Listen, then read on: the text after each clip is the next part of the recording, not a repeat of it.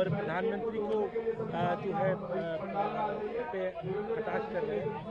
BJP ने press conference करी, संबित पात्रा ने, और पंडित नेहरू पे कटाक्ष किया कि छोड़िए ना, नेहरू जी प्रधानमंत्री नहीं है देश में। आज जो प्रधानमंत्री हम उससे सवाल पूछ रहे हैं।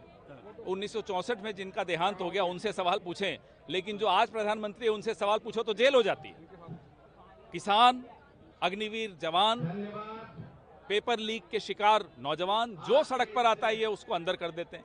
क्यों? क्योंकि सड़क पर आकर आईना दिखाना नरेंद्र मोदी को, ये नरेंद्र मोदी को बर्दाश्त नहीं होता। नरेंद्र मोदी को समझ लेना चाहिए कि कोई भी तानाशाह ज्यादा दिन तक नहीं चलता। प्रधानमंत्री इजराइल के दौरे पर हैं और उन्होंने वहां की जो संसद है उसे संबोधित किया और साफ तौर पर वहां महिलाएं थी क्या? क्योंकि यहाँ तो महिला सांसदों से डर गए।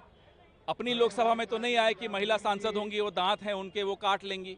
क्या इजराइल की महिला सांसदों के दांत नहीं? हम ये जानना चाहते हैं। लेकिन उन्होंने वहां कहा कि भारत इजराइल के साथ खड़ा है, पूरी एक हद से भी भारत हमेशा फिलिस्तीन के साथ भी खड़ा है, ये भूल जाते हैं वो बोलना।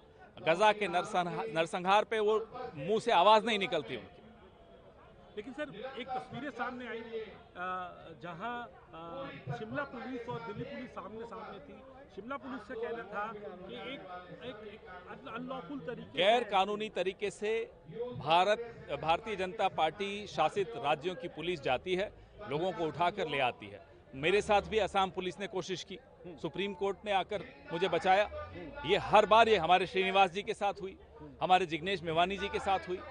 तो ये गैर कानूनी तरीके से जिस तरह से राज्यों की पुलिस का इस्तेमाल किया जा रहा है, ये संविधान के खिलाफ है। एक और बड़ी बात है सर, जो एनसीईआरटी की किताबों को लेकर हुआ मामला आया सामने, इसको कैसे देखते हो? यूं पूरा किसी भी संस्था को आप बदनाम कर दें वो गलत होता है। तो अब उसमें माननीय सर्वोच्च न्यायालय ने एक स्टैंड लिया है, हम उसके साथ हैं। आखिरी सवाल सर, गृह मंत्री कह रहे हैं कि जो घुसपैठिए हैं उनका सिर्फ नाम वोटर लिस्ट से नहीं हटाना है, देश को घुसपैठिए। 12 साल क्या कर रहे थे? 12 साल क्या खेल खेल रहे थे? झारखंड में चुनाव होता है तो घुसपैठिए याद आ जाते हैं। अब चुनाव खत्म हो गया तो घुसपैठिए भूल गए। दिल्ली में चुनाव था, घुसपैठिए याद आ गए। अब आजकल असम और बंगाल में ढूंढ रहे हैं घुसपैठियों को, क्योंकि चुनाव है। सर, पवन से आप लोग